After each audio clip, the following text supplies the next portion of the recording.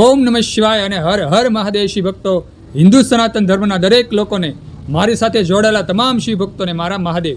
શિવ ભક્તો, આજના વિડીયોનું ટાઇટલ ખૂબ સરસ છે કે રખડતા ભટકતા જીવનમાં મનને શાંતિ મળી જાય જો પ્રભાતે અને સંધ્યા સમયે ઓમ નમઃ શિવાયના જાપ થઈ જાય. શિવ ભક્તો, ઓમ નમઃ શિવાય તે જગતનો મૂળ મંત્ર છે. જે માનવ સવારે અને સંધ્યા સમયે ઓમ નમઃ શિવાયના જાપ કરે છે તેના મનને શાંતિ 100% મળી જ જાય છે. ભગવાન શિવજી તે માનવને ઓમ નમઃ શિવાય કરવાવાળા માનવને, જાપ કરવાવાળા માનવના મનને શાંત કરે છે, સ્થિર કરે છે. અને તમે જુઓ શિવ ભક્તો કે આપણા ઋષિમુનિઓ, તમે જૂની અને પૌરાણિક સિરિયલો ટીવીમાં જોઈ છે કે આપણા ઋષિમુનિઓ ઓમ નમઃ શિવાયના જાપ કરતા.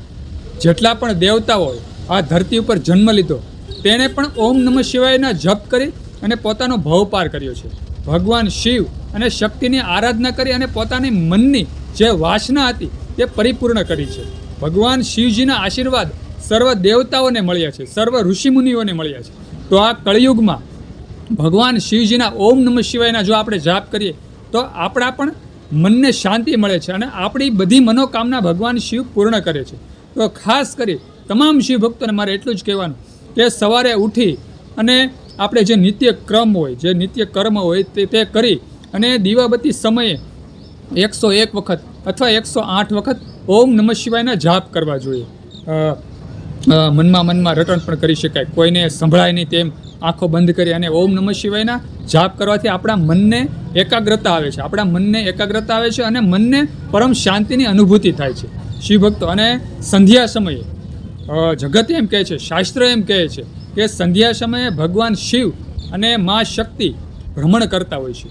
કેટલા લોકો, કેટલા ભક્તો આ ધરતી ઉપર તેમનું સ્મરણ કરે છે, તે જોતા હોય છે. તો ખાસ કરી અને સંધ્યા સમયે પણ ઓમ નમઃ શિવાયના જાપ કરવા જોઈએ, જેથી કરી અને આપણું જીવન, આપણું એક કહેવાય ને કે સાંજ, આપણા જે દિવસો હોય, પૂર્ણ થવાના દિવસો છે તે ભગવાન શિવ અને શક્તિ સારા કરે છે.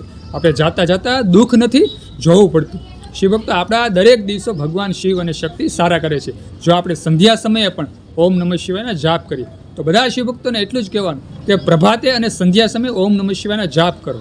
અત્યારે માગશર માસ ચાલી રહ્યો છે આપણા ગુજરાતી મહિના પ્રમાણે, અને તેમાં આદ્રા નક્ષત્રના દિવસે જે કોઈ માનવ શિવલિંગની પૂજા કરે છે તેને 100 મહાશિવરાત્રિની પૂજા કરે, શિવલિંગની પૂજા કરે તેટલું પુણ્ય ખાલી એક દિવસની પૂજાથી મળે છે. તો શિવ ભક્તો, સર્વ શિવ ભક્તોને મારે એટલું જ કહેવાનું કે આદ્રા નક્ષત્ર અને માગશર માસના દિવસે આપણે ઘરે દીવડા પ્રગટાવજો અને સર્વ શિવ ભક્તોને એટલું કહેવાનું કે શિવલિંગની પૂજા ખાસ કરજો. થોડાક બીલીપત્ર એકઠા કરી લેવા.